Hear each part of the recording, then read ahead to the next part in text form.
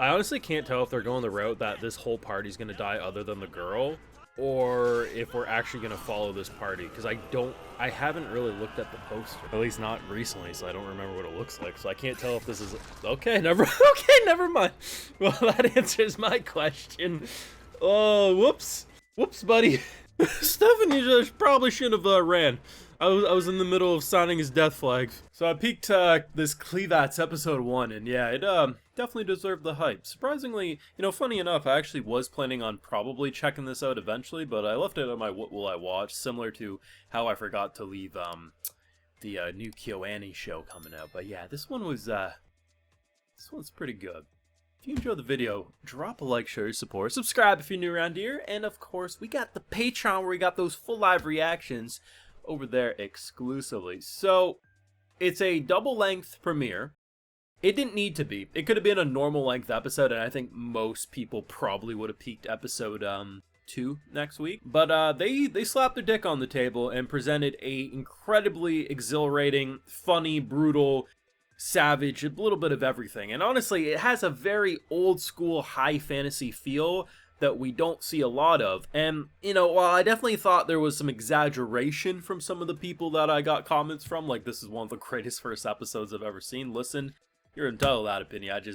I don't think I can recall a single anime in the past, 5 years that I would claim, that level of excitement. But I will say it's one of the best first episodes of this year.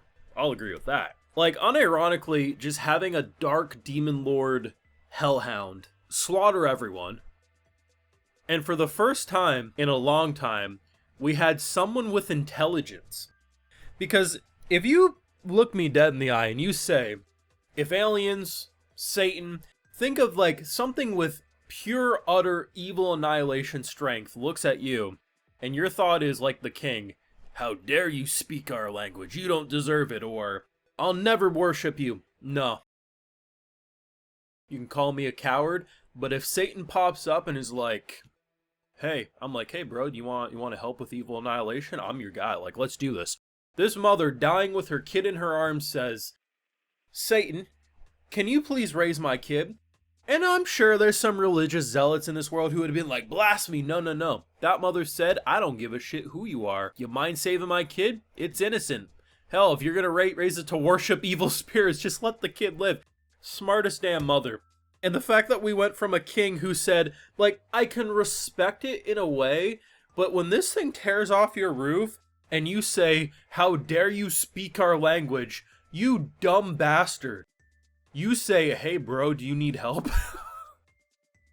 So they start the show off so fun because you got this girl and her newfound night pals are going to hunt some demon beasts. Okay. And I'm thinking, because I didn't remember what the poster looked like, because I go over 50 shows, I'm looking at all these synopses, so they all kind of blend together, so I didn't remember what the poster looked like. So I was like, oh, is this a show where we're gonna follow this group, or are they all just about to get slaughtered? My timing's immaculate, man. Just the way he skewers them, and the fact that he actually kills Alicia, who is, the blonde knight, I was like, oh, shit, okay, I thought for sure I remembered her on the poster. Now, this thing can bring back the dead.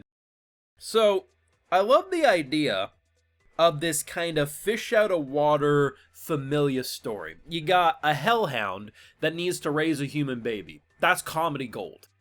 It's brutal with a lot of the things surrounding it, but it's also comedy gold because it's okay, it's covered in shit. Yeets the fetus into a pit of beetles. Don't worry, it won't eat skin, it just eats the shit. I'm like, oh my god, this kid's gonna grow up so numb to the horrors of this world, which is probably for the best. But boy golly, man, I felt bad. And the fact that it's okay, I need a woman. Let me see them titties. I'm a virgin, I don't produce milk. Well, shit. The fact that this show can unironically be summed down to as destroyed village, asked to see titties, refuses to elaborate, and leaves.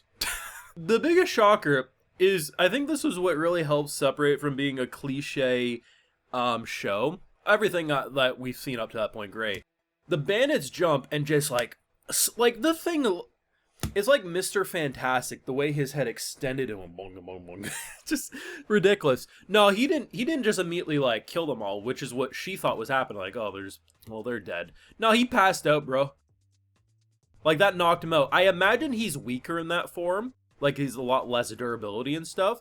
Now, what's interesting is if you watch after the credits, right, there's like a minute and a half or whatever, she wakes up in the cart. I was like, oh shit, we're gonna have some time loop shenanigans. Seemingly no, that was part of the dream, because when she woke up, she's like, oh, well, shit, man. And it's kind of interesting, because the first few minutes of the episode actually has a very different resolution. It's the best way to describe it, it almost makes it look like you're watching a VHS that was slightly up-res, but still very much feels like it was pulled from VHS. So it was really cool. Like, clearly they're either doing some memory stuff or like a dream or whatever. Like, I knew it wasn't going to all look like that, but it was actually kind of a cool style. The thing that I like about the show the most is the background art. So I'm about to make a poll that 3 people are going to understand. And if you are one of those 3, I respect you greatly. My all-time favorite piece of animation is a film called Angel's Egg. It's from the 80s or late 70s, one of the two. But it's a nearly silent film. That's where my profile picture on YouTube comes from. The way the backgrounds look in that film remind me greatly of the way the backgrounds in the more demonic stuff looked in this show. It clicked with me. It was picture perfect. It's a really good first episode. Like, I don't have a really single complaint. To be honest, I didn't think people were gonna vibe, because when I read the synopsis for this one, I was like, oh, that sounds interesting, but it's gonna get slept on. No one's gonna care about it. And I'll see what, people think of it by the end, if it's going to be worth watching. And then I did see a lot of buzz. I think the biggest reason this episode had buzz is twofold.